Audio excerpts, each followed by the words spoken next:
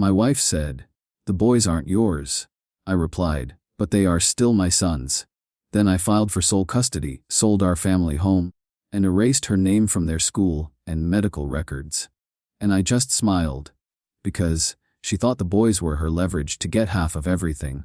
But she forgot about the strict infidelity clause in our prenup. Original post: I'm 42 years old. My wife, Kate, is 41. We've been married for 15 years. We have 2 sons, Liam, who is 11, and Noah, who is 9. I thought we had the perfect family. A nice home in a quiet neighborhood, a stable career for me, and Kate was a wonderful stay-at-home mom. We were the family people pointed to at school events, the picture of stability. I thought our foundation was unshakable. Don't miss the twist. Subscribe and help us reach 1,000 subscribers. The first crack in that foundation appeared not with a bang, but with a quiet, clinical phone call. Our youngest son, Noah, had been having some minor, persistent health issues. His doctor wanted to run a few genetic tests to rule out some rare conditions. It was a simple blood draw for me, Kate, and Noah for genetic comparison. We did it without a second thought, another routine step in the journey of parenting. 2 weeks later, the doctor's office called me at work. They wanted me to come in to discuss the results, but they specifically asked that I come alone. A small, cold knot of dread formed in my stomach. I told myself it was just procedural, that they needed to explain complex medical information to one parent first. I sat in the doctor's small, sterile office that afternoon. He looked uncomfortable.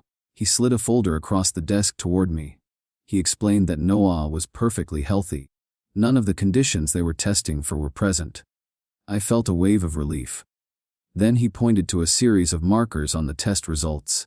"There's an anomaly we found during the comparison," he said gently. "This is Noah's genetic profile. This is Kate's. And this is yours." He paused, and the silence in the room was deafening. "Based on these results, there is a 0% probability that you are Noah's biological father." The words didn't make sense. It was like he was speaking a foreign language. 0%. A lab mistake, it had to be. But the look of pity in his eyes told me it was no mistake. As the initial shock began to wear off, a far more terrifying question began to form in my mind, a question so monstrous I could barely let myself think it. If Noah wasn't mine, what about Liam? I left the doctor's office in a daze. I didn't go home. I drove to a private DNA testing facility in the next town over. I walked in and paid in cash for 2 expedited paternity tests. That morning I had, on a strange impulse, grabbed both my son's toothbrushes and put them in sealed plastic bags in my briefcase. I submitted them along with my own sample. They told me the results would be ready in 2 days. For the next 48 hours, I was a ghost in my own home, a silent actor playing the part of a husband and father, all while waiting for a verdict that I knew would either confirm a nightmare or sentence me to a lifetime of it. Update 1. The email arrived on a Thursday afternoon while I was at work. The subject line was simple: "Your paternity test results are ready." I closed and locked my office door. My hand was shaking so violently that it took me 3 attempts to click the mouse and log in to the secure portal. 2 PDF files were waiting for me.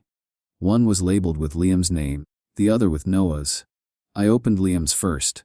I scrolled past the technical jargon to the conclusion at the bottom of the page. Probability of paternity 0%. I felt a wave of nausea so intense I had to grip my desk to keep from falling. With a sense of detached horror, I opened Noah's file. The result was the same. Probability of paternity 0%. The emptiness that followed was absolute. 15 years of my life, my entire identity, the love I had for my wife, the very foundation of my family. It was all a lie. The 2 boys I had tucked into bed every night, coached in Little League, and loved with every fiber of my being were not my sons. I didn't feel rage. I felt nothing at all, just a profound, hollow silence. I sat there for an hour, just staring at the screen. Then, I methodically began to act. I called my lawyer and scheduled an emergency meeting. I called my bank.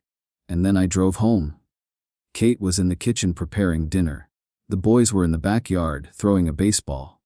The scene of perfect domesticity was a cruel joke. I waited until after I had tucked the boys into bed, reading them their stories, my voice a monotone I didn't recognize. Then I went downstairs. Kate was on the couch, reading a book. I sat in the armchair across from her. I didn't raise my voice. I just looked at her. I know, I said. She looked up, confused. Know what? I know they're not mine. Kate, I said, my voice flat and dead. Liam and Noah. I know they are not my biological sons. I watched the color drain from her face. I saw the flash of pure, cornered panic in her eyes. She started to cry, to deny it, but her denials were weak, pathetic. I took a DNA test, I said, cutting through her lies. For both of them, it's over. The denial shattered, and she collapsed, sobbing. The confession came out in a torrent of excuses and self-pity. It was a mistake, a long time ago. She loved me. She didn't know who the father was. I just listened, my face a mask of stone. When she was finally done, I stood up. I have already spoken to my lawyer. I am filing for divorce. She looked up at me, her face a mess of tears. The boys, she started. The boys are staying with me, I said, my voice hard as steel. They are my sons. That is the only part of the last 15 years that was real. You can stay in the guest room until your lawyer contacts mine. But as of this moment, our marriage is over.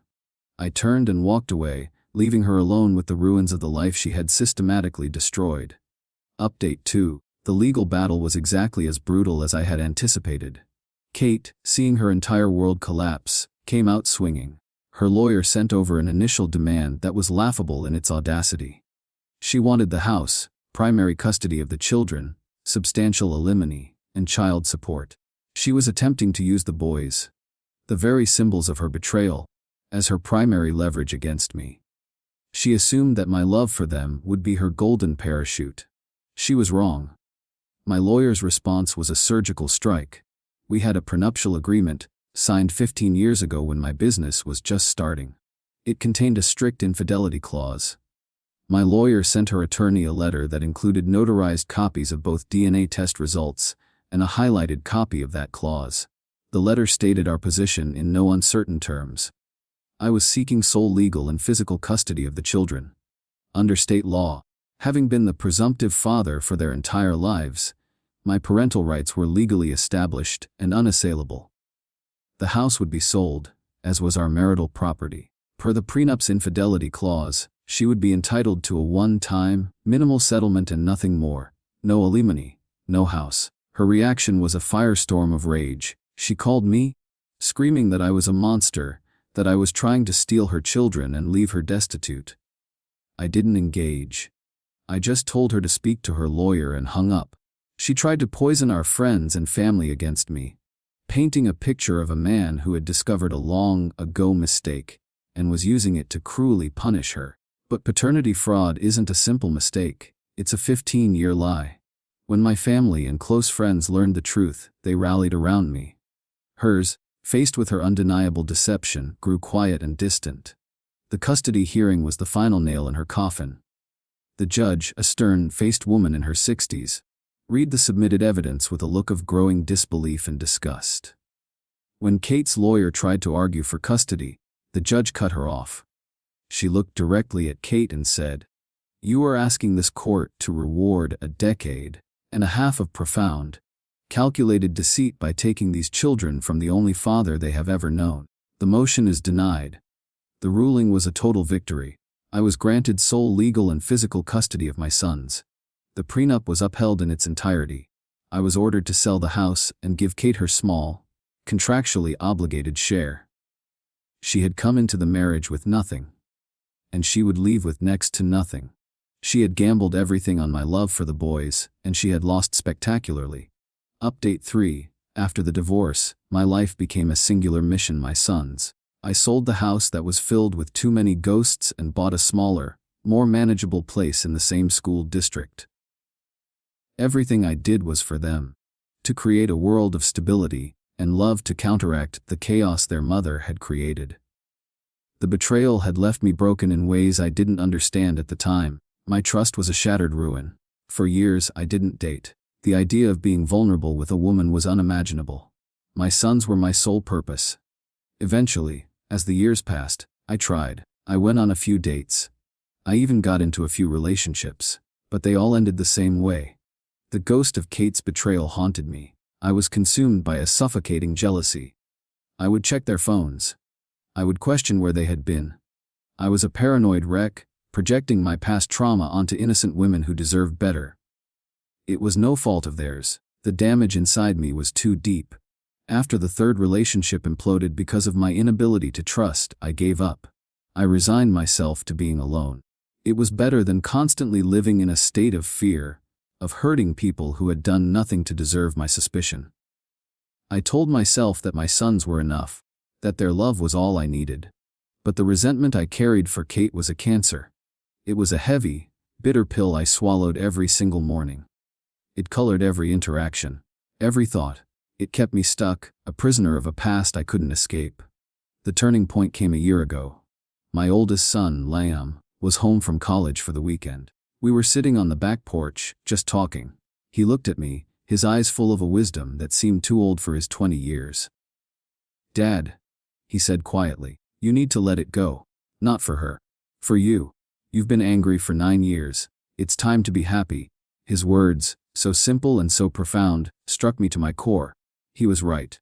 I had spent nearly a decade letting my ex-wife's actions control my emotional landscape. The next day, I made an appointment with a therapist. It was the best decision I have ever made, second only to the decision to raise my sons. Final update: it has been 10 years since the day my world fell apart. My sons are now young men. Liam is 21 and Noah is 19. They are intelligent, kind, and resilient. They are, without question, the greatest accomplishment of my life. Our bond, forged in the fire of that betrayal, is unbreakable. They are my sons in every way that matters. Biology is just a footnote in our story. Therapy was transformative. It was the hardest work I've ever done. I had to confront the depth of my pain and the bitterness that had taken root in my soul. The breakthrough came when I finally understood what my son had been trying to tell me. I had to forgive my ex-wife. Not because she deserved it, but because I deserved peace. Forgiveness wasn't about absolving her. It was about releasing myself from the prison of my own resentment. And so, in the quiet of my therapist's office one afternoon, I let it go. The anger, the bitterness, the all-consuming resentment I had carried for 9 long years. It just dissolved. I felt a lightness I hadn't felt since before the day of that fateful doctor's appointment. I haven't seen Kate in many years. After the divorce, her life unraveled. With no financial support and a reputation in tatters, she moved to another state. She sees the boys on holidays, but their relationship is strained and distant. She is just a sad, peripheral figure in their lives. A ghost from a past they have long since moved on from. For the past year I have felt like a new man. I have started dating again. This time it's different. The paranoia is gone. The jealousy has been replaced by a cautious but genuine openness. I am no longer a victim of my past. I am a survivor. My revenge was not the divorce settlement or the custody battle. My ultimate revenge was this: I raised my boys into fine young men, and I healed myself. I built a life of love, purpose, and peace on the ashes of the one she had burned down. I took the greatest betrayal a man can endure, and I transformed it into the greatest love a father can know. And that is a victory that no lie can ever take away.